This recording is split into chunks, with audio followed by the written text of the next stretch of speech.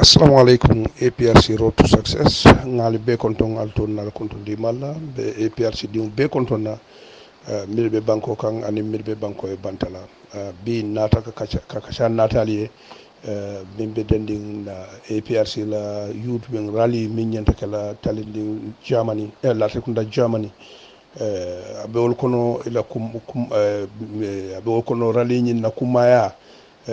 abe kilimbaya warandila bake APRC dingol temale falanjang fana be parti dingol la lamania anin ila munyoni sabara abo wakil abo warandila bake sabanyang fana be APRC abe security dila APRC dingol lale katandi ko rally jingni Muhammadu funtita anyama mo APRC dingol la kilimbaya aba warandila nung ila loda nyim fana aba babandila bake woto be APRC dun fana dan na ye funti jama fonni ko be dawada do karambe dan do kala don be funti jalata kuna jama rali nyin venyo nyin nga fandi kon daltan na rali kala nyamin abe makoro kala bake TRRC be campaign min na pour ka APRC parti ka tey ka lanjurni kan na supreme party leader nyin ka totinya ka gambe diol fandala APRC dingul jamala funto ka funti kata mabe ni ralito abelo fere la batinyala babul kala to APRC dingul be dawoda be dandro kala dron pour aller funti al jamaa wolun sitilun kilun ko tinya pour ka APRC kala kulu semente yande ka kidimandi abe la faro kala baka abe makoro kala baka to APRC dingul be dawoda ngay killoke la trikunda jamane killoke yutuye killoke be APRC dum be dan na pour aller danko sako surtout mol mi yalon ko be combo serekunda ana dende walla dukare dimu APRC dimu to ke fankil APRC nyembu ko nyaadum bolom APRC dimu al funti nyaadum be kering alla funto al jama na funto jama wala bo dendiro kala wala de APRC dimu be dawda be dandiro kala saturday nyin sibitina la dukare sulakanatu manko fatato nga funti a jama nim funtira jama nyinti TRRC be ila ferelu aba burkalal ferel min be bul wala nyinti ka APRC parti ka fa ka burkandi banko kan wala mi la fereti ban nyaaje APRC dungul funtira jama o belo ferel nyin abati nyaare bulede be ko subaji ko APRC dungul bike lamoyla adi ibe ferel minto ani be fasaro minna moyo lonne bari niajube ka ibe konden kiskis kan ibe min fo kan APRC la marloto ko milikete bulu APRC banque masakunda foloti nyim bankun kan bara kan jahal bake miyad na ni APRC ma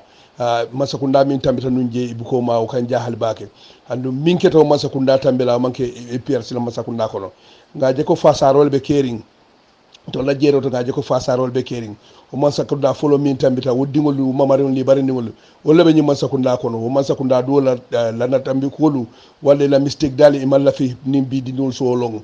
to APRC dingo be dawda don isenyi lonko TRRC la fere bimbe laare wolo nyinti ka APRC janjang ka APRC tey wolo mi la fereti para APRC dingo al jama al na funto jama la funto o baytandi la ko be fere min to APRC dingo mo boto fere kalabale anu APRC dingo man pare te dankule la hukuma kan walla oto be dandro kala don APRC dingo be banko fanna la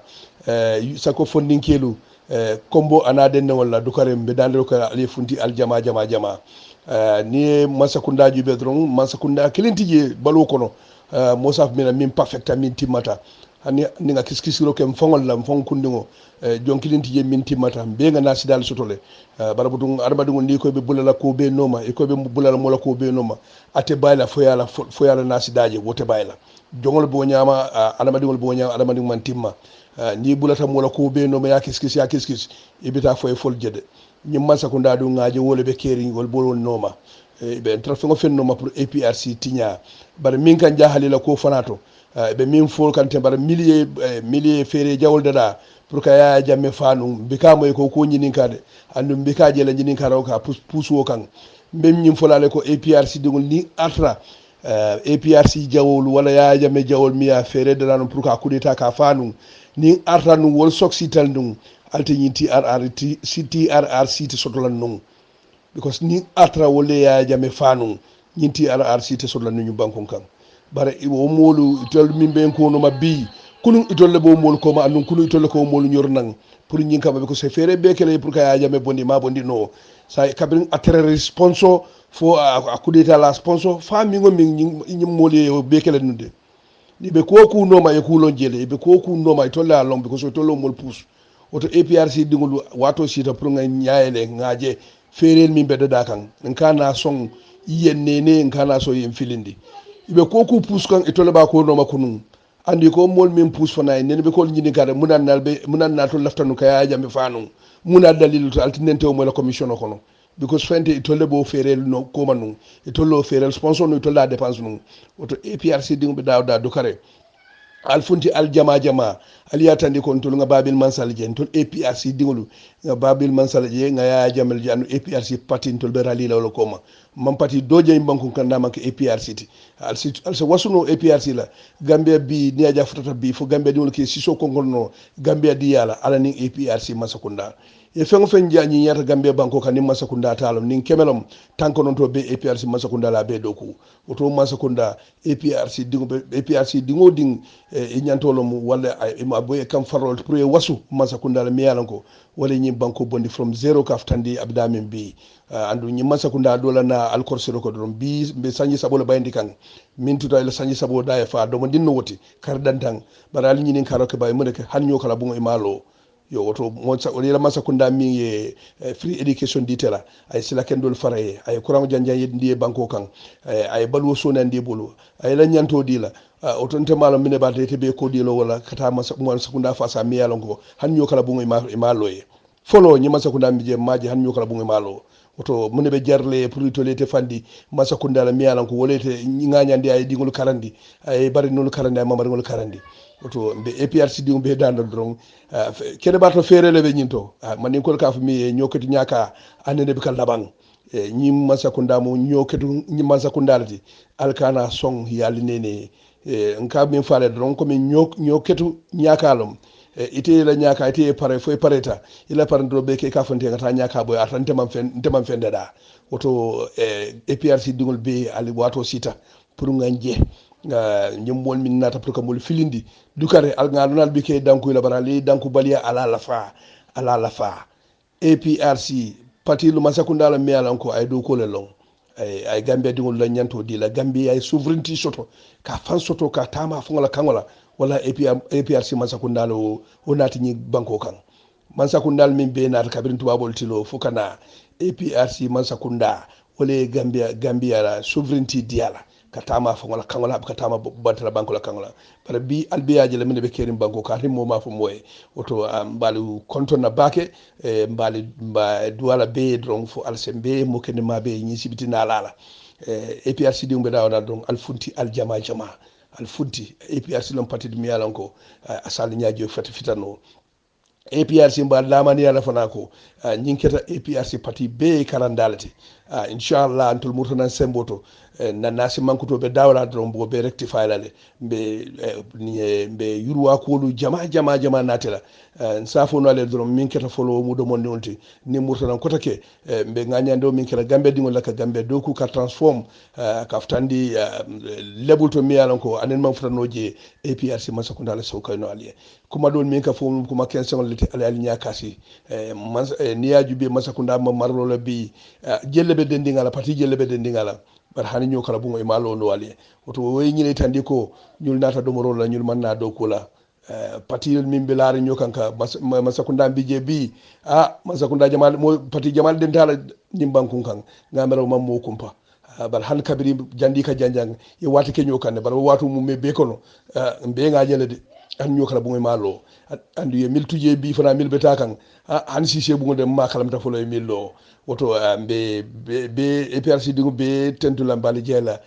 mba fulale ko alo mari ala be mo kende ma be ñi sibidina lala sula kanatu manko fatoto dukare mbaldani la sula kanatu manko fatoto wolun tilikilon kay mbaldani ale o tinya ale funti ale APRC le bengo ñinkidi madde nal funti dal wul jama nal funti wuli jama walla ñi TRRC abe sodda on le bajala ko APRC diwol malte lamoy kan gambe diwol malte lamoy kan ila woto be tentula be jayla alma ale be mo kende ma be ñi sibidina lala ala baraka Assalamu alaikum warahmatullahi ta'ala wabarakatuh. I thank Allah subhanahu wa ta'ala for his tremendous blessings, and all praises for Allah subhanahu wa ta'ala, who has guided us. Without his guidance, we could never have been guided today. Alhamdulillah. Alhamdulillahi Rabbil Alamin. Alhamdulillahi Rabbil Alamin.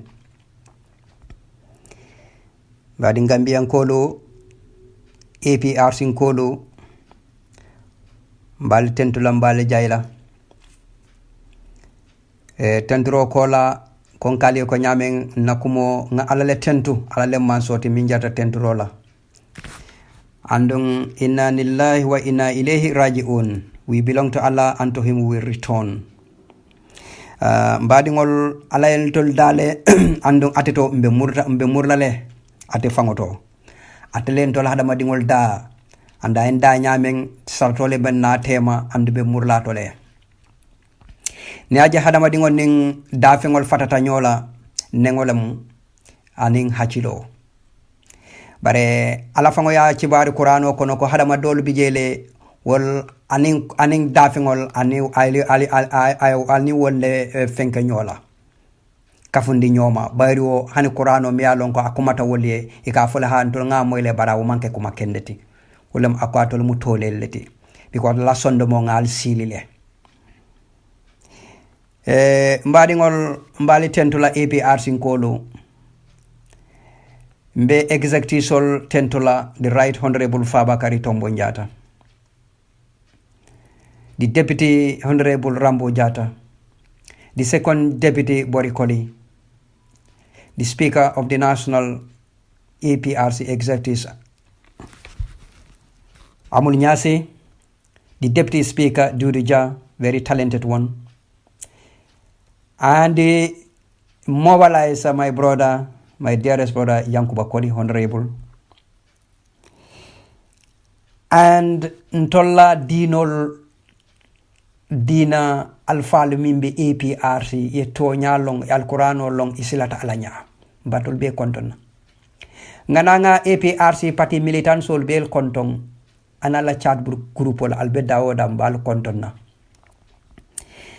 political ole nata bi political of the arena of the day wole nata puruntol be nga nyolong social media leto bare social media wolongo manke wo nyama de anka nyokumol la moyi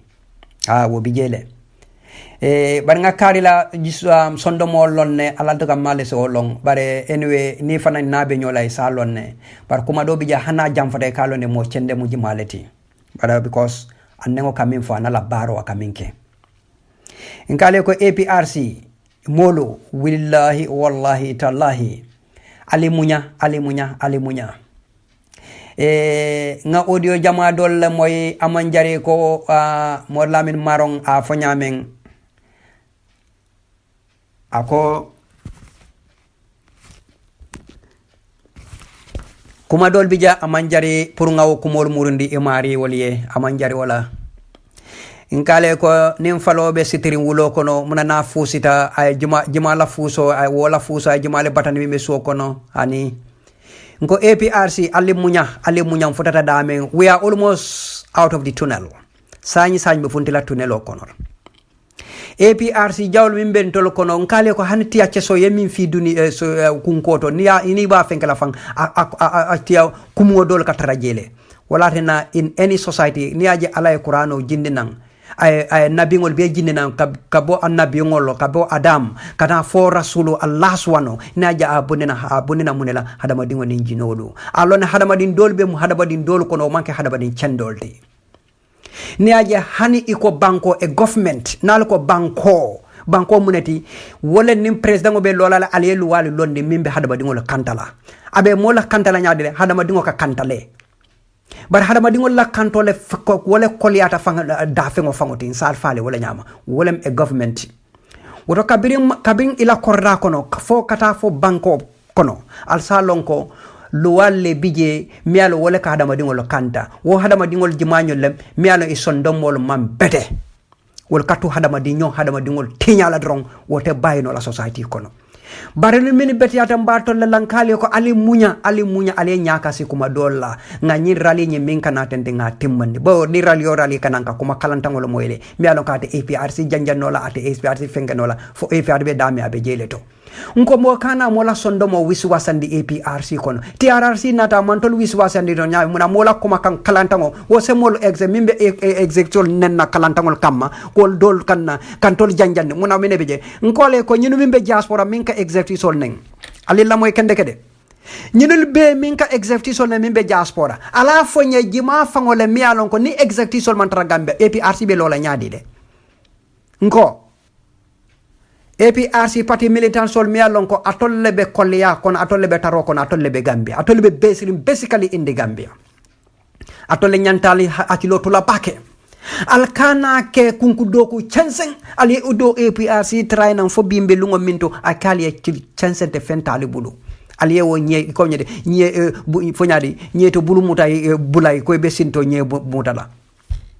muna nyini min kan ngiri ngara ka against the executives woli sanyi fanya ale nyini nkai woli jimuntole mutana mialon ko woli APRC mutan ofenke ntolla slow APRC la slow the roots of the APRC is our executives nal mawlon sal falir APRC la slow pro woyiro e lo ntolla executives ibe bata minna ala dammal le be jola ntol be min be diaspora ko nengo dammal be fokan kalma ko kal fo kafdro ha bayro kabrim presse jamme fango bije ate fango damma manko walatna ako ate damma atenten bar atol min bente balak pour kante support ako alimma ko ngabanko samba ate yallo ne ate damma fanante banko samba no fo hadama dingol soto wala hadama dingol ka mira wo nyama mota tarla nyaato be pare ba kolobos la be ite fango ite tambino la nyaato ite fango mi finkinte mala ite tambino la nyaato ima fenne long fengol kono ite man ku patio fango londino e faye molu melo munela fo kuma kalantam folo nengo kola hane inte BMC alkante la moy nyamen tending inte alkam moy le nakumo damma alkam moy na cende dal salong na man cende to le balonna bar tiñaro ndatije wala nan kala ko APR zukaral sabata aletenkum alhamdulillah rabbil alamin mbe fotala to mbe nyanta fotala damen anda anatale already because nkale ko mol miyalon ko kalantangol ibe party ba kono le UDP jibe mo kalantangol te banna UDP mo damo kendol be UDP le in any party in the Gambia and a society mo kalantangol te banna je wada a jola am mandinga mo cese balyal te banna je ibe bi jele so in any party the same thing alsalo wonyama kontol be te kelakin kilente o tali nyakas nyukuma ken nyuma ku dolla oto janni audio be jam fala assalamu alaikum famatande na tolye demanding jutok oda condition sundele BMC assalamu alaikum wa rahmatullahi ta'ala wa barakatuh assalamu alaikum wa rahmatullahi ta'ala wa barakatuh.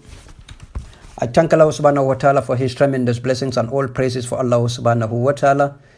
who has guided us. Without his guidance we could never have been guided today. Alhamdulillah alhamdulillahi rabbil alamin alhamdulillahi rabbil alamin. Ko palon ko jamaat kadi Gambia APRC njomde safu njilla lokoto ke famora jasi sekon bare le wano sane mo ni che fama panji famora mediko kuetu e kanti kon uraka pole wakon banire go mer ko njomna jameru famfande e jame pour jaato man jame eno baba si odi sani jame si jajak baba si odi sani jame pour si jakuto beri wala bare ko palon ko jamaatu mu to kedi foñi ka burun kallaji mante be block ni fi me o janja foñi yeti nya nene nja jamuta e nja jamati sanke furin fida ku jole ka ko jole ka ko na jamat ni fi me ututo sanke ne famfangde dilla manjo man jakasor la wala babe Greater Banjul area ku jamat kambon to ko palola ku jole kambon to kabunyo babe West Coast be wano sani be Greater Banjul KMC ku jole ne de ka sangata ku jamat ne de ka sangata manji jawade wenen dere go mukana mete patele la ko gem APRC ni sanken mukana mete di patete APRC ulo nyasa to mambo kana ko no le ande hani unyasa to yabar malegena mole le mite yone le ande ko me awbere go le ande amang firma feti BMC well aw di mukana mi amang tum firma feti BMC aw mukana mi bar wan sanken nyanji to rambo de adjamit ni ka sanken wajembe kane muno namora mon ngono teba e parti man e parti ngone la ko de malegena te e pati yode malega na ndere gore mer ko mo famanto nya mu jawlo jaw mo famete setan mo fam setan e kila jat e se mo kana mediko ko fale ko ngolen ku jetu mo fam bampo lebi ku nyoni le ngolen ku jetu mo fam ni sanke yo fucen mede ko buku bukan ka danka mo fa mu danka jam mo fa ka kosox mo fa mu ci la mu jekirit mo fa mam bu numa bondo mo kosa ci le mo ngole mu jaw hana pesa nga jimu ken mu fa jimo ita president bu moya wala burre bola le lango na jetu mo fa ni rego de bu tu kan namoro man ko jume baro ko fa jaar ko ne ku tike na ke de baro ko manjur fam baro ana mon ko ne jaatu baro andi bara jam fay bar ko ku jam fa Gambia jandu rek fuko no fofu jamfam ku jamfam e pati yokon woto rek ko ci la tu kan manyon ko ku jamfam tu Gambia ku fofu ko fedi Gambia ku ci la ku jamfam ko fedi Gambia le wana ku sidum fu tan ba pankuri wajat wa fan monu baje fuko tare woni jolo me ka sankina si ode wacci meni jo me ka sankina ku jamta di ode yone wa muy ko palon ku jamat ku jalon ko palon ku jole tu kandi ki jenteno rek nje BMC e di jabe ka sankino be ka sankino malegen ni fama ja se ko mbaru sankino mu regora malegen wandi su so lat yi wonna jikatawo furini janjam furimi jamur fofore nodode aw monu jam fo meno bani rego metiko ana wanu jamu bu tame bus enday bejete bol monu majmande furim fu ci la malege mante lefet malegen APRC inja sankene nya njome wabe tengere wan ko regen diaspora ul kajupe ka sankene nya ko babe diaspora bare Mario mun sum pan teñi muyu kanton tota Gambia fanto de jile mu fay manje wo teñi ndi muyu wo sumu ndi muyu wo sumutu ndi muyu woto jaatu lu sanke nya furim fade be ka yole muyu panje man anate ka sanken andi ka sanken pour ka yole na muyu atun ka sanken be ka gale muyu panje man furim fema fa jawlo be ka sanken be ka gale na muyu woto ulutu ka sanken nya babe tengire mima atun kara andi karambe na muyu di antun alebotun karambe na muyu ni regure APRC let e pati yeti ya furie andi fana ole la pour ni mo fam pour di chahan emite fa nga tebe di kanyana ko lay pure no di tengire malagena mola mona jobe ru furi fa jillena mante wala jakambe ko la ko furi fa jillena fam uleto da di furi fa jillene mante ni ko ya di tora ya no ma nya di gambe ke teke sa buyi ka bure bobondo Gambia jat yo tu jiju kaaju ko yo bar jande ci la mini jobe rek la wafa manu important tade wafa ma ju fekko mini ngoni sto mini sangen mu yumeti odie yone wa babay bu kan ko cena non APRC e parole be kam mo kana mo le no jobu kana ko ci la karam kan jirgen kamba diaspora du ko preno ko kan ko pinay du ko preno su odie san ma ñone ci jolo be karam ne paté man kajana kete paté yo malagen bang woto mo kedi foni kan ma ñone ji jumen se paté ci la ko parola ko jamat ni regure ko palon ko jamat ji kanun ko rem ko cen di jëm manji wanjonde ke karibe nak pesa njam fulayo fulay ko ka sankene di exercice fulayo fulay burara bu jonjol ko ka sankene di exercice fa bakari to mo njade woto nyaamu jitu ja fa bakato mo yoto mu jimang pesa njam bampo jimang to anu jelum fa bakato aw mang to pesa njamme parce que pesa njamme apita nan ujam tam audio la no di ay ko la ka sanken nan ko sankene no dis audio san wala jamante ngene dibuke ko la ka sanken man te duli ke diaspora hu sanken fa bakata ma jata ko sankene man te ko audio sila si puru nan pour woto mante mu joso mete ko sankene fa bakar to mo njata bang hani ko ka sankene fa bakar to mo njata fulayo fala pam burra pam bujon ko ka sankene fa bakar to mo njata woto wala yo jar muno manja wan ko de ka sankene war fa bakar to mo njata wan ko sankene pese jama wo ko ndiki ringine wala wo ko de ka kataku tu man ko juk mete ko le ku mori le ko ngolen ko ngot bare yo wana be ka jumena e pata mambe presse jame alenyu woto jembe moskom mante furma chafa fu jamberege jembe moskom wa not me kane woto uribente ja executive kan manyo ne ko ne jat e jilele la di APRC fu fara fit APRC fo nem executive fu fara fi la onja munu minu fo mo bu beure bu ci la pambu rew bang jirago mu kamanyo mu kana met fu beure fa mine fu fara fo la mona panjaw pa fu rebu bang o manga nya fu beure munu kurulu fo aw kurulu fu fara to munu manda pam fu lam fu len bara o mine fatiyama walla wana bebil woto jandi jimina fu faraf jimina wana buka sane bo nya kalanta kurma kadi napor wange jiragali malega ameriko wan konde kane ko ber regbo e ro allo konde karama muna ay gali ni edisinde jikate mo kambo ngambe ul kallo ke nyabo jikatu dibo munu lok wan jode me kane jiribe fa bakare to mo njada andu mo ka jume nya si chapde groupes si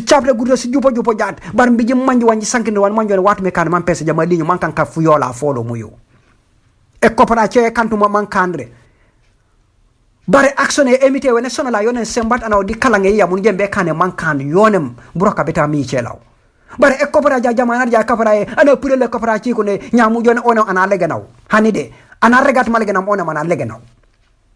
wota mi rego kurma kande yele ka jem kan ja tengire ka sanenya ka ku nyur fa bakato mo nya ko jikati man ko sanban sanenya muna ay ko gale ne fa bakati jamo jara jiribe na be na manju ka man jemberi ne nam pese jama eli e jole la le pio uti ka ja APRC man te fu naka fano ma nya jat wala ko bu sunab nya wala ko ke pure o tode simit si feji wala ko fu tikaf man bi jo man kanyo jat nan kanyo fu tan ay mba jone le ko ci la executive ul kam babe ul ko ba gambe be ka jume nako yo nene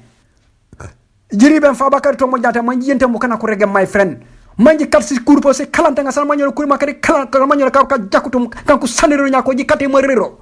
nene erwa ya hoyinde kanamba muna kirsinde bana e kokki mbo kanamba ne e lokko de hoybo muna ersinde ay galene neno ji tunor wan rega nya manji ji mutan et puis asine ji mutan manjiri bena exactifs Fabakary Tombong Jatta Allah ko tenen ende fu loj fet fu jekkel fu ngolen fu pey bo wala Fabakary Tombong Jatta ku ci la kaskana nya ko ne fu loj fet fu jekkel fu ngolen fu pey bo man de janjang ko jole kan sankene nyabang Fabakary Tombong Jatta di exactifs la kanja ko fu loj fet fu jekkel pese nyame lata jume ni to bar wa fon manjolo wa jume ni wa baje fuko mo kan pese nyame na fimu boko famfam man ta jugo ko chembang fese nyame tena wali le gambe na wali ndanga mo fa le ndala gambe na ngar mo fa bismit kabana na di wa le gambe na lake nam manja gambe na manu jugo janal ko mi puri na kate pati de anaw o nam manja gambe na manum han be jaar pese nyame jaati media ne manulu sankene nyamon suudi manji jamol pese nyame de boko ko sankene man to wan ko sankene wojo mango manji jama bang leji jamo kanjan wani kumpa kila non pono kumpa man to ko cadde du manja ko daga wan ko sankene ndo bar wa bajum fuga wona ji ribe na exactement ji sofa e patele la kanyon ko mun bu ko ciccete ko pare kanto nya go man sa ko nda ciccete e pare ko ne 3 years jotna di TRRC yolu ni re wala TRRC e gonete gale no la wano sani ko kankata TRRC e ngolente fasken APRC mamma ko ma kare bu kana kam na pour nga ko jomam ko kajen APRC jak ngi mang mu kana mu way APRC du kare jikki kam bu kan ma ñona kate e sof di malege nam waxu ci danta jak mu jomu kaja wu pina jak mu jomu kaja mu yo my friend ji jum fu juma fan ji jum fu ka biño fu ten be jum fu jela jak mana cena ji jam kurin ko la kati kan ma ñone kati rege mo falama da bana ngone to natin patiye inje burama ko di je jumenta patiye de bare pini poy ko na ana podat at least no joge patiye man na ko do mena bang jar kan nen burama abaja anyi ngko peni wonko manene jibi kulle muna jibi jale duwe jote karambe wota anyi la an ma ñone ana wolo aw wolo de bakampa boli bar anyi la anatun kana fatu adaba dinge to na fa ami cela na fay emite karafaydi aw emite sene aw anyilaw bara anyila mo ne pour mbere bu kan tu kan ma ñor ko nem adam dingi parce que na jeme kana fa ka ana ujebe mañ woto anyilaw emite rek mer ko e karfa a wala ola bara anyila mba ko a kop ko wala ko na kop ko wala ko fudango toto jowmulo woto e patie mene jawla nya malegen e babay fu juma bare patie jawla jaw di ananum ni mamang e patie di malegen miya baro mang di patie katem patie mun jaw patie le bangambia my friend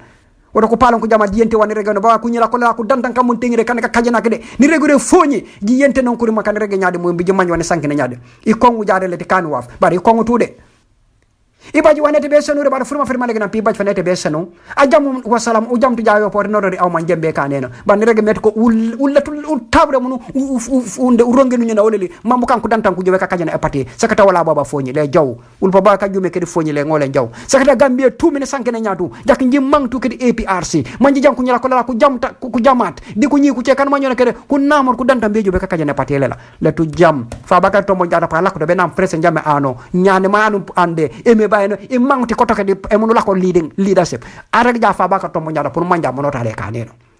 paru jamuta eno mo sofa eno mo manja meti ko Fabakary Tombong Jatta onem a leader ole la di APRC andu o ko ne kasangana di president jamme amuni nyasi tu ko di executive kala o de executive tan ko bajitum problème wala ke tingre jang jiba ja problème woto APRC party militants di ribe na press ande executive ko la di right honorable Fabakary Tombong Jatta di executive ko la ko ribe na ko la tu di ribe na di malegenam jajak jakut mo ana leba perfect ana leba kane tu waw tu manjak woto kana ja manjak tu junube le tabajo de an baro juko ja jant ana ringut ni je pono kan no mistake hana ni fano na mistake ana leba man jona bajo tu mistakes my friend e pour sanke weta bara wole fan kanja bokana ka sanko is too much bare ni ce weta na ji nyurem bara wole fal tu nyuroro nene je kat manji jikira watun kana fa wala janu tebla teb APRC simit si feji jat masakunda elebe jow masakunda cecet nya wala be bile baje bu nafanga bukan ku ceko ko man ku jume kan man bukan ku ceko bonyine man ku jobe rege wala fala ma daf cila anjak mom man wahawu man tan tembe nya wuju to de assalamu alaikum warahmatullahi taala wabarakatuh nje BMC min katu be fotile ku palon ku jamat assalamu alaikum warahmatullahi taala wabarakatuh ntele kotake natalie ntele BMC brama munyakoli natalie kotake mbading APRC kolo ko nga fale nyamen ralile kana ngam fang focus na lonko ni rally ning activity kana APRC nka kuma dolla moy la miya lonko wo kala file pour ka EP wala man la fi presse njamela I know them very well wala man la fi presse njamela tolam because ala wala fo Qur'an ko non kale ko nal suratul bakara aka fo moli ko dol katara dino ko ne ka fo hantol be dino ko le ni nata ya fo ya ha wala ni tata dula do ko we are mocking them alta to suratul bakara sumun bukum muin fahum because kule mi an ko abe adama dingola sondomo ko nala adama dingola yelo ko nala akanale wolen jawoti wolen the hypocrites of all e katara ka fo ko ni tele be nyola arfa abe lafte la kalangole lonna pour abe dabudi la nyamen abe hadama dingol le kono wota APRC ninga wo mol soto mi yalon koy ka tu ni APRC nata pour ka dunia yitandi ko ndol APRC be pese njame ko manem be pese njame nyatole ndol man la fi fengo fe lafta pese njame la ando lafta APRC en na because banko man tembeding woto wo mo sifa ni nata ko reka intol la executive sol kaftafi te itol be jam bantala itol man kule katano kuto ite fo yamaran ko atol kamira ko dole ma beti bang imuna ye ko do si Gambia mo tije membe ko do ronop la everything ko do business olem ko do yemi lande banko fango kono is a business way ni lafta la ko do do ko ke business wala wo business o monere e ka fole ta karang business wala bang ta karang business wala bang then you can walk ise ko do kundi nole bara atol ko do dama mal kamin cibritan tebe Europe le ngakko dile soto mbe wala fayla Gambia wasifa ni moleti ya ko do be do ko kala nyaadile nko alkaka ke tolelti de amanke nendirete de du karal kuma do nal ya mala jenkinde dana nganna ko epixi tol muta nga APRC do ko babli masate mela binade tel ngal faali my friend nyen TRRC and all those is crap nkale ko banko be danko le kono banko be danko ko na tetala nga fole depuis day one ye banko kinyame election o kinyame ya rik fo presse nyame bota je ala tonya kama wallahi ala e momin kandor fa e bondi e tape guleri ngol fenke ye fundi banko to bar nkale ko presse nyame la finto banko kono kola ni lonnal ya lonne konte ngalo nyame wallahi tallahi atol fango albe presse nyame support dal for the last minute hana mamour na Gambia ba so na falla sa ya watola muneketa cendingo kabira dunta pleno kono ay Gambia fango bye fon tole nyama amanke ku kendeti de ate ya lonne moli ya lonne ni kata lonnati ya jibe pese nyama dunta pleto no nyami pleno no nyami asalo na che tanni fulo le nyenti chelle mi alon ka nyongo ka soto Gambia fango ante maje folo nta tombo no la moye che ni tanni fulo lem billahi wallahi tallahi adunta pleno to nyami asalo ko chewle mi alon ka antata na la harije be tatale aman sila aman ke kandeti allota la mol be ay me nyori ibe dunta pleno kono atuta bantale ay qur'ano nyin wefuntoliye awji billahi minash shaitan rajim a problem o nata woleto Gambia na la fania be mi londi wo fania bi le be dabar la Gambia kono fo baro fela be jakal ring atol UDP fela janjanta ku coalition be al fela janjanta al balakumol fola ali dabaro minke wo jahile kumol kulbe ali minke kata moru kalantangon kale ko morol fangole Gambia Africa tardendi and wo morol yomi alkiyame be janele fo alla fango ballo nal koy janitale billahi wallahi taala da adda dingo dukare alilla mo alla la ko kabaro kama ani ay mine sambana hada ba dingol mol tema na hakol tema morol aliyetu ka kalal bondi ka presse jamme deburundi aliye falol min kegi suwol be kata dingol de nanol be fa ka woke Gambia ko Gambe banko kosotale nyimman sakunda min bije baro la masakunda kosotale wotol ntol FIAC jendal ba fal TRRC is all crap, is all nonsense asa fal malong akaminke nkay ko ni kubete ni be ku yoto kan kube yoto kan du kare kule jube min bete yoto kan nkale ko nyinti yarar simbe burukande la gis 20 to call it 3 years jot na nyin esa fal a startal kala bagasol pakle ndel ngal faale de 3 years nyin jotna wala be nyinti yarar si nyin burukande la anda be lonna jamen sama wallahi bal ci baro moy la ntel nga fo brama ko di nkale ko brinde one nkay ko nyin masakundal kamin fo Gambia has decided abe laban na daming aning ECOWAS wol be min nata yela sañol wulendi ko ke peke sañamelo joni itol fangol be yele malal ko ko nyankan ko ron kanyum baro nyum bondi je sambola farat ndel nga faade kanyum masakunda furi ngo bondi je ndel nga faade woto APRC nga lo to nyakama ngan to la son ngan to la nyanto nyi londi ngan na tonya londi ngan na luwa londi Gambe nga lonko ntol Gambe dingolti man laf la no moye nan tol screw ntol man tara wota fa kata ngiri ngara ni APRC bina ite mu muneti ite mune long ite mune keno mi anon ko abi APRC mol katande lan together fokuma chansen fola for nyokono as I'm talking also as anybody can stay in anywhere in even is a talano mass Jupiter yekumol fono mona the physical thing is more important minute be physically mimbe do kola physically daily basic running the errands of the APRC daily basics ite ma wol jono ite ka paso di wala bang ibe problème fo ka salary jo fa baka to mondial jimale ka salary jo to ñinu executive solier ibe la dimbal bulala be borim borong la kabirin 3 years now ite be jang Europe man fenkata no ko ite ka foko ibo ka salary jo ibon tara Gambia physically kamol katandi nyola fa baka tombo nyata wol fele be mol yolle APRC bi wolen to la umbrella ti al kana ka wol dol fenkat nko foundation on ala ko albe o teñala rek wala momo ballo nala ko molte sonna wala mol se APRC samana for this month for this time arsenal ko albe APRC teñala moriye ngo APRC mole tije miyalon ko asentol tiñano do karal taraje intact andon child group sol fanan ali lakke aful bakede molle bal kono alkamin dundi wol manke APRC kanade wo mu agent leti nga modum lamir maro moy aka fo man mamoy fenke eme bala audio nte mamoy barkaye ko just to cut short eme bala audio nte mamoy ando man pare ka moy bar mbem fala APRC nga nyang kon korongol londe min be APRC fo dol nata ya fo molen ko mo scenario ngol be APRC to la tarla ka APRC struggle up to today nte APRC lolat bi mbe tonya kanne mbe nyang na valol be scenario mo mialon ka man sene ka bina be APRC tinyala te sonna fa ay tonya fo e me banata ay tabani fono ay tonya fo ako at konte nga fale nyame ko e ban lam aman namana la fi presse jamela wala na presse nyame asro muna yemo min soro na manke bala fa kuti ya bondi nan ko take e ka dundi yake minister interior minister muna kabira dundi interior minister ka karto man jakasino karto jakasta woldo pese nyame kabiri ay Mamadou Ndiaye ñing sorong anata bulanan ay position dia as electoral IEC chairman wallahi tallahi jelati nyata ay eme ba sorong anata bulake minister of interior is very sensitive in terms of election time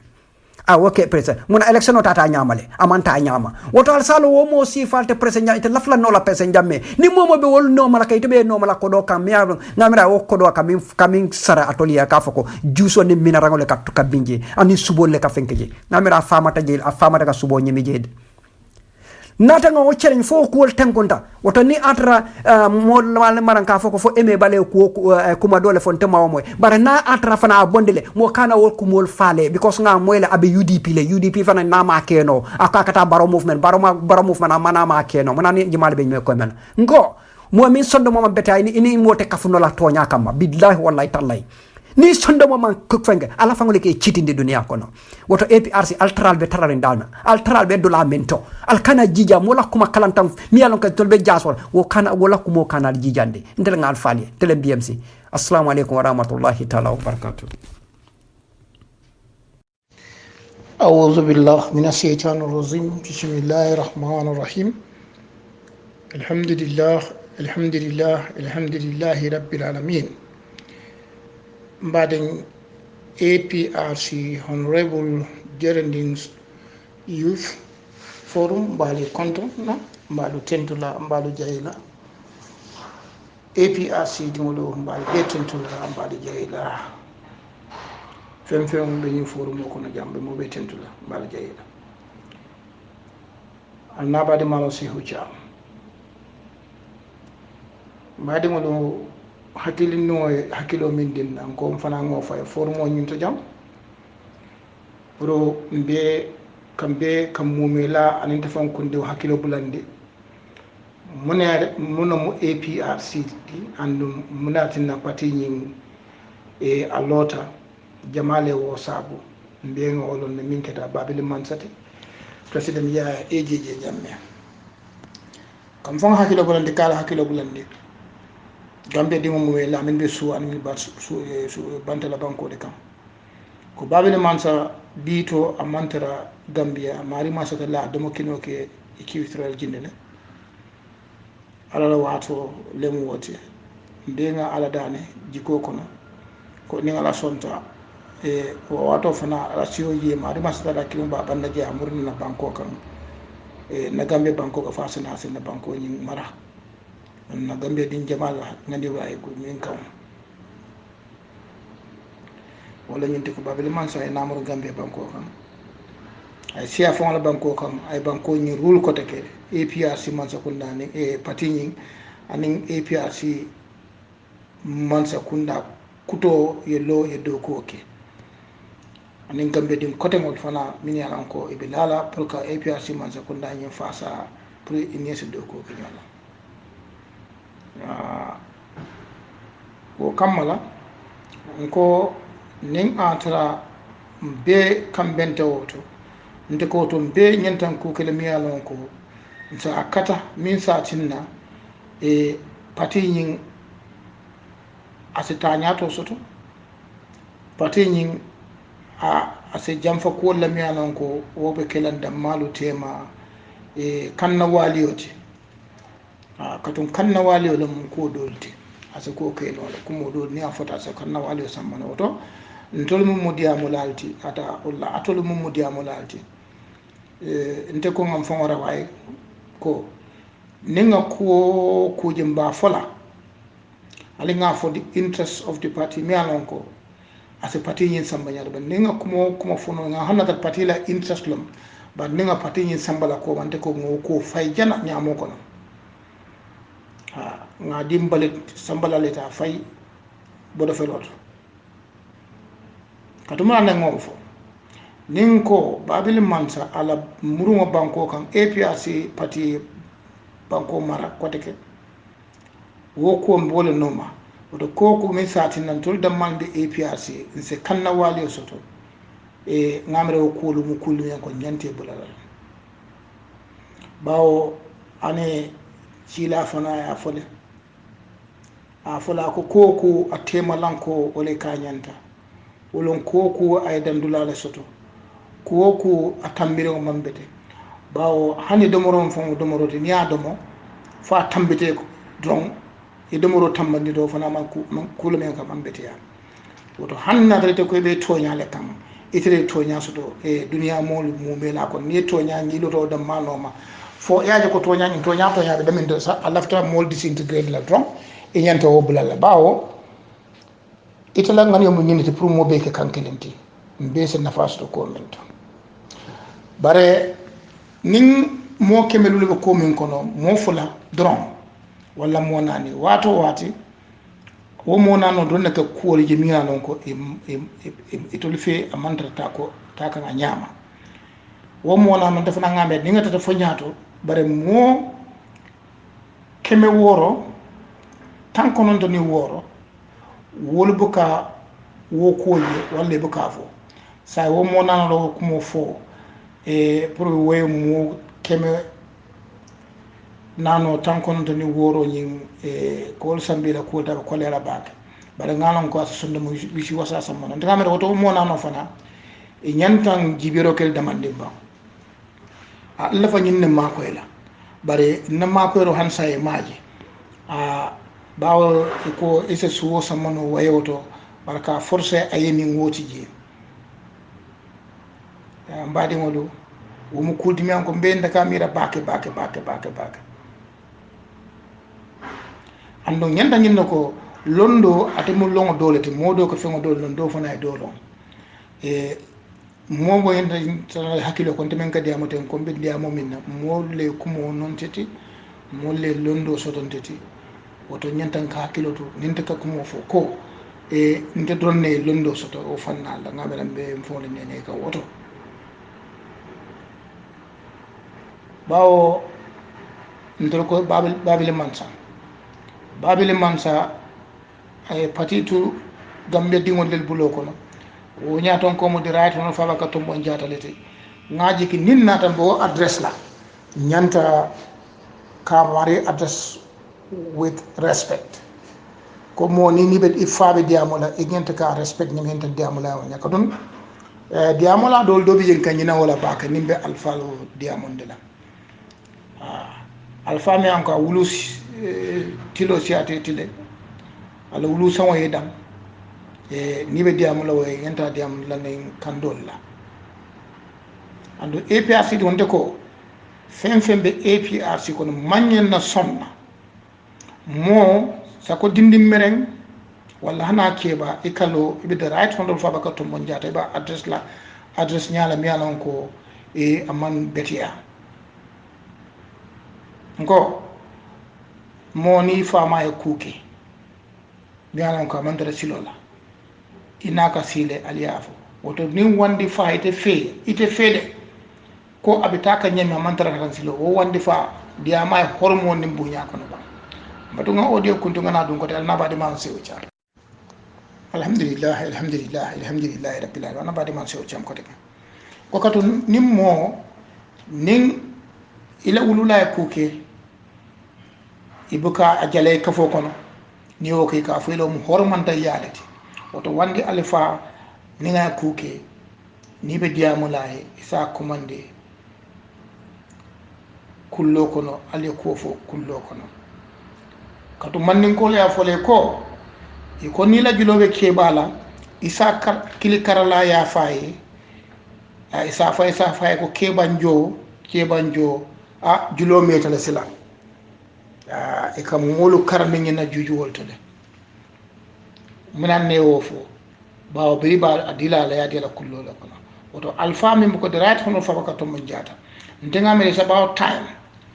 modol be kono e ka address ne min nyantan stop la le andi ka record formule minto ngamira molu bi yele fana wol fana ka wo moyle andi nyantan ka tandira ko nyimuna alfalti alfade mobe de d'accord no la kola that is fine hanninde fo ngaaje ko dara tono fa ka tombo jata ko do be tawa kam pati ko nyanka mandi yanye nyanto minti nyanta commandilale walla nimmata sotono mbota tundo minto politiko la karola nyaton ko be feejele inse o diamundino lo wostan na kumo futandinole walla nkafu nyolo kono ndigara wala nyiata wato wati ise finti ibe kumo fula miya lonko ate diale ete nimmo yo fo ete fama e o diamo nyanyala to nya do sa foko bari the right from ka to mo jati c'est public figure public figure wala ko min kuntilum wo man nyim waranto ma so sembo di momona ko nyaton ko inyenta kuma fula o mariere ala mo fa man taral ko anu loud la andol dinode mbe wulutole kono kulutole kono Gambia dina sifa fulon bije muslima dina ni christianity wodam madam may o bayle hani dinno fon e diwmi diwonti e buka jale mo lo kono ma na jale la mo lo kono ko to mi jale mo lo kono sa di jabi kula men ka mandi annum ite tarno patito ite kay ko patile ko pati kajafi ka fo kono sa kafo men ko te ko APRC kafo le kono woto APRC don o kafo kono formo de enda fole ko e ka ko mo min fotende nyum ko mo abula amambetia bawo ngadi amala dol moy wol ko APRC wol mantar takan la hanna tara nen kumu wol be boyla nen kata fobe kere kumo akole fintinde ni amande ka ko moy kende ke ngo nin ko men ko ngaaje ko APRC mun sa tinno APRC stano nyaato ni te marié woje wo ke ban min sa tinna APRC jamano ka fo ina foran stano nyaato ka kata kula men ko min nyini kam fo se sutiyala bar ni taade ko APRC de mbita ka nyimete ko mantara be take ka finti ko take ite ka APRC kul sam e ka mol sabanon koma fende fo ila kuma kangol ka kuma kangol min fo de amala bente de bar de amala dol be geye walla diamo ka nyinnal finti dol bi je e ka diamo e ka kuma kendol fo ila kacale kono bare kam fa sa tinna fana ita ko do fo wo sonta wala de amanka diamo la be min ka diamo man la fi APRC les executive fo hani mo fo bare dol bi je kono wol dino ni sawo e man nyingani executive be kominto pour APRC sorti de ka jibole nyama ma bi ron bawo inene boka moy dolle to wol dolla kana foko APRC de national executive ale ku kare minke a betiata iboko fode dole be kono wol ko fode ando enten nyanta wala nyama se na nga fo nyinde to nga yeten nga yeten bare fengo fenendere ko min yaaje ko ninga nyim fo abina mol sonde mol wisi wasala woto kumandiro ke duma eni marel dia nga nyinne ci ntela ko nga jibe wala nyama ando dol ben kono ni o marel fon jibe e ka ko menke pour patie tañato asiata e ka kata bara wo koma kotake e ka namurde ka kumo dol fo e ka kudol ke miyanon ko itollo baro fe ko bara kendu min taka o ko bere fon akala fi jabal nasindira kono ngo diamo amandia bare moyenta ka hakilo to ba ni me diamo bawo ñite kumo do fo modo e bi do fana sa fo enole de wala nte ko han say ngan na platform news ngan fango ya mari ngan fango raway nimbe kumo fo ko men ko nyimmun na toñaleti ite kumo do fete fe toñati a manke do e toñati kon tabi dawo men tenti do so no kumo fonje e bar sew ko min fala kumo non te man somala andum ñanta sonno wala ko nte mola opinion on ta ala opinion yin tiñanta ñoo sabandina bare modo fana tan téléphone opinion fana ñoo sabandina ta balanno ala bala ngaaji aaje wala ñabante ngaaji tenten kumo betenne baneaji be Gambia be APRC ko bokkaton fo koyna APRC ni jelle ka lowol kono pour que national executive fo ka kuma to ka foye bare ngalan ka bokko koyna ka ton fo koyna Gambia dingol bi men ko ka national executive ke en jegle suuta tili ko wala men ko ajele ko manta ta ka nyama itul man kontan national executive se sindia fo ndol nga yitendina bare alla ñu kuudo da betiata woto mu kulti me kon tele miroto nyanta ko fana korse baka annaba de man sew janga na murna ko tek auzu billahi minash shaitanir rajim bismillahir rahmanir rahim alhamdulillah rabbil alamin comme nga fa nyamen don ni nga ko so to mi alon ko to nya ngajo ko national executive mse mfana se hakilima no len na miroto nyanta ko futandile kanen dumala ndengana dañu formule to bi min kono ten yenda mo nekala be formule use la de na executive formule ta nga be woto nga ideal bondi je wo ideal kono ngol sambato de general body ni akacha ko alka minkete dalbe tegol kel albe kolu kela albal fon balila kol to ka di pour APRC la e patini na nyaato ta kan wol mu kulti me an ko to nyaato nya e betena baka mi formule be folo kan mbe formol min kono wobe keri ngie baake kato min mbe formol kono siata alka burewol le bondi nyimitino min bena kantene sibito aballa burewol le bondi la pati manta motol cilade woto wo kato min ka min ko nyam wo dandam mangene ka findi wato wate wol kana e ko katol nafindi asata le telefona fe e be patila kanolam bare ko kol dole ko kapatira kol nyatota nasindle damandi mona rale min gina KMC APRC din jamala hen tan lola karala pour ko sabotage ni mo APRC di ngote comme de nga fo nyame nengol la ndega mero mo kulti mi alon ko nyenta ko korsi baake mona na ni APRC ko kol ko mi alon ko nyin se mol samano nya don ko nin tara dul ko APRC de tonya ila ideal mo waro to ideal men bulo ko ngi fintini nga samban na mol kan dumala ne ya kacha bam ni ya kacha ba nin ko ben dul fon la parti ke jele fewati awoto mun kam fon la ke jele fewati batum fana bo parti de kono ando moni be koku kono nyenta ka kata mo wol la faaji nyente fon ma e fon nyini kay te be mun ke kam pour que fon la fa ngo bar nga exemple ta diaspora hiya ntabe dami ntabe EU branch ka kalantaro ko mon lebe nyoka mi alon ko ngani soto i fon ay soto banko ya soto patini e ka kol ke jenne melan ko kataka ke Gambia kono nin sa nan na APRC dimol se i mona fanno hanna tare buga ke directly to the national executive all the time bare nen groupe dol ka dilmi ke ko kol dol ke but most of the time e ka directly to the national executive nen kada ko min promover some understanding jamin bara wo yirap kilin kono jam mol be janne mi alon ko e be janne wolu kam muneke pour kan na molu mako e so kono fo e bo groupe kono be mi alon ko kafo bebe kukin ninta kafo iko ikela fa pour nga nyola ma nga kafu nyola ngamera branchol be janne mi alon ko ni be yirap kono jam isa joy no branchol kono ani wala do ko ke do ko mi alon ko asatina wo European branchol ni ise APRC mako no nyoy fanala dama ndon sari la budu sari ni ma so bari la hakini ni ma stara no jeli ba ni tamantaro molu kono ako en jahalde foyte marite lafta nyaata tan la bam kambe won la bam ibe korda men ko ni tam kambe won ni woni deta kambe won ni lado la ko le ala de ando America wo nyama UK wo nyama ye branch o soto jele ngamre almost 2 branches wolu do ko keken jele woto din fembe UK ite mon trawo branch o kono e man tara kol kono mi an ko ni wol stranyo ko ma fa forcer dum bare ngamere wo ko fana mo jibe taltide nin atrante sew cham mbe EU branch ngaje ko do be te kampati ko na mantere nga chama no soto janne min be isila night chama no fo diam ngan na ko be sa fet ngalande gadiela a ko ni noma ntola EU branch na chama no baba misa baba ni tallo hondo baba ni tallo nte kun ni wonde nga ko soto complètement complétion ka faile ngani ne miro soto anda ka neksola a o ko entam fotade may fotaje ndenga mera mañina fon tan dila kafo ko kontolom kelti e jarinteya nafatala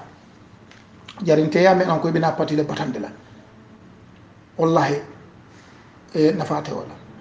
ndeka babili mansa min fotande babili mansa de right ndo fabaka to monyata a wole je nsi tol sen ko dunde kenyo ko nyaaw nyaata mi wolom bi ali wolom soma fona ko ni sinin dinte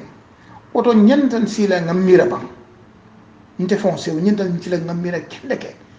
ko nyin ke baade hanna tan te fe ko nyin kuda ba ke kama baran sai babili mansa wala naka diamu suta tili ani de buka diamu oto nyimmu kudime ko nga nyente ka mira bake nyim ntenga kule ke de raton do fabaka to monjata la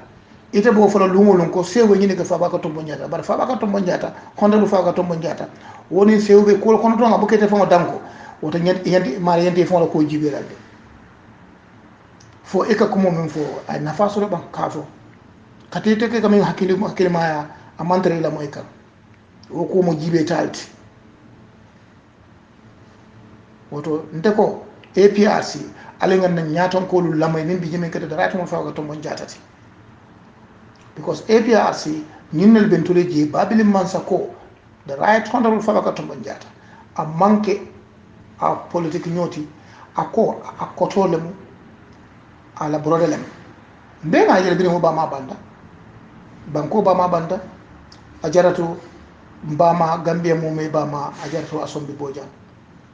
sankaran kala ma na jam soni ala ma sol jannatul firdaus anim baate ni sabante fre ko to ma be ye ko be dundi da ratum fa ba to bon jata le bulu anin babil man sala dimba lo family lata nyo kam fo sutura roket woto nyin ay dol kono fa ala yenta atandila ko babil man sa ala ko a be nimbulo kono a lata la anda lata la bi ala ta la sama ha so ñimmu kulti mi ala ko ñente kala amira bawo nin ntolu ko babili mansa e min fon ni wolam yoto ni o mari ya wa ñinga consensus ni ya discourse kullo kono nda sew jamde nin nga ku kele ya fo ñe kafo kono na jarta ñe kelo fon ni be kele dale bare to mando yen kono la do ko ñen ko broda de ñi nek mbafale woto sabari ñi mabe sako alpha bumburo mi alon ko a dingol nite mu fulangol leldi walla dingol siatiti ala nga ñoo horoma because APRC manyen nan ka taraka ñoo attack tentini andum nite mo klim mo fratol mo tan mona APRC to ma be natan combat o marel attack la manena de anda manyen kelo nyam be ba den kilim o tan sante balu tentula mbale jeyida alna badi mano sewu cham mbina dun nako tek alhamdulillah rabbil alamin badi APRC sane honorable jerendings sanya youth forum mbale kontonna nga recognize ko APRC funding kele bi jama ko dokula ba le malti dundewol bi jimi an ko londo soto annun ibe mabori be duma ba kata kanin duma la ininna alfal ka diamo nin duma ngo fana kalamata e ka londo ni ka taka e ka lafa na nyaton kolla e la miro lo kan wo mo kulti mi alon ko ay sembo soto e ma yi neutral men kana be brikamata di funding e sere ko na funding kele akomande woto wayatande ko APRC nyantan kan na funding ke fana nga nyafa e kan ko itol fana jaabe nak alfal ka nyaminna woto alfal wole wo sutele ando ibe funding ke fana ibe sembeddu yaka nan national executive ko no jibe funding ke jellel biye nyata sere ko na pa e bu sonko ya hayna ngi on dabu dudu jaño dindi ngollem den national executive fon kono jibe funding kel mimbi wolel siat honorable Dudu Dia janna be nyim place so tonya ntena nyolon ne baro fana after this impasse londe biring kabira bota abile man sabota jo o kola ntedi Dudu Dia na nyolon bare bito a pala sota munamu ya suute aldo ko bulole to funding ke lembe diam ka to de sai ala da bonde mo la ko to men ko wolu ibe kullel samba kan la sunde mo ko men ko e tardement aso sama parti ala ngobula ngo al example otaba honorable Abdou Diadio national youth mobilization funding ke mfon bari non par inter siatat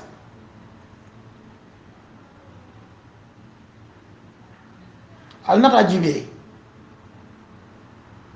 honorable Pa Amadou Suso funding ke honorable Chorna Jalo dindi ngolam din min ngallota nyon ko dam woni inyon jama nada na ledi councilor to ledi councilor suma inata Omar Touré nyolto inata bintu bi koli sukuta woni nyon jama honorable Omar Ansu Diadio mbare Burfoot oto APRC oto nimtol funding kelu ko APRC yaton kolde e mandra ko kay ma fo mole fo ala ngam fo jibe bam ngam fo nyinin ka fo dum benna wala da ba karankande bam fo kam fambulu modole bulo ko ni alon ko wolu il faut ya alon ko APRC bita ka nyaato bari la faka balam andu ngara manyal tan la fo ngal be ngata ngasi ay futa tembo to mi an ko be sele ka nyoto komandi e pour ka nyo jala amanyi nyaawa nyama ngara manyi nyaawa nyama de lunkinim fana sey afoko he dara to ndo fabaka tombon jata to nya la nyin ko de alla nyin to alboto binna basse he abeti atale ala nyin bayte to wo folay te canal ron fengo fen de mi folay newoto lon don always negative and yalo ko kelim biye suidi sol fanga folay fona ko de ko aven sulen ho sen na fleka yo wala fo hanna tan suidi so manja fanya ko no one is perfect mo man timma the right on fa to mon yata afla ko e manka malaikote iso manke malaikote ngo andum ya foko de ko swedish kamote ko va crafisho ero altek lunga iko ni ajibe na swedish tande mo ngam moy jekote ke e ko donc dima wallahi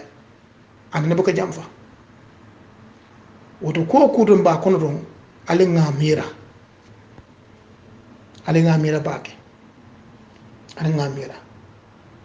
bawo don kilo na be diarin don atata don adi ba ala dia kalam da kuntu APRC nyene ketan tolla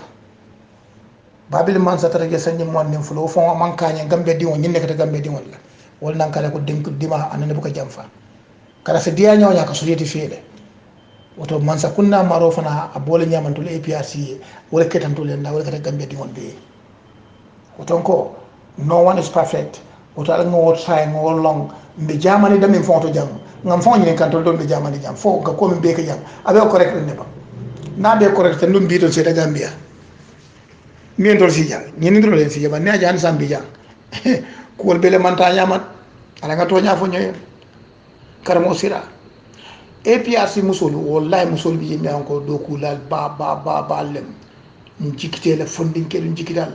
bara alal da bonde mo kote mon mi an ko wolu i ka fo inengolto pour que lela APRC bi ya foro la ko la do bi jede fente fo imanya woto funding ke do ala nga nyoy yamare ngam fon yamare al sew chamal wol jibe ko nyum mo old school leti alin tolo jibe wo nyama atol miyam ka alsiobe sangi tannani lulu kana duma alal fon bambandi ale kafol min mutaten din aldo ko kaje ale na funde ngo nyimpati matol liltati ala mexo almin kebal ale kebal dandan fo ale si alla siglato nyimpati to nga hop min soto je nyina na sudateli ntelu kunde kunde ni mokoto ngol be tarla APRC le jang fo babili mansa mari mansa talla ke ay murdan banko kay banko marane APRC parti ni nga banko doku nabe de nga banko doku bara ko ko sanna APRC kol se e janjang nte data to nte sewu data to andu be tembo minto wo wato le kono de pour que parti ni londa bambang structure londe il faut ni nka bete mo ne ke kan ibe sin to abdu jang walla be sin ngam be kam ne ka lungo non pour que parti ni balunde fo ete ka ko mom fo parti balunde ron lamba fo ete ka ko mom fo pour que parti di wol dundi ñola ala ngo ko mira na ba de man sewu cham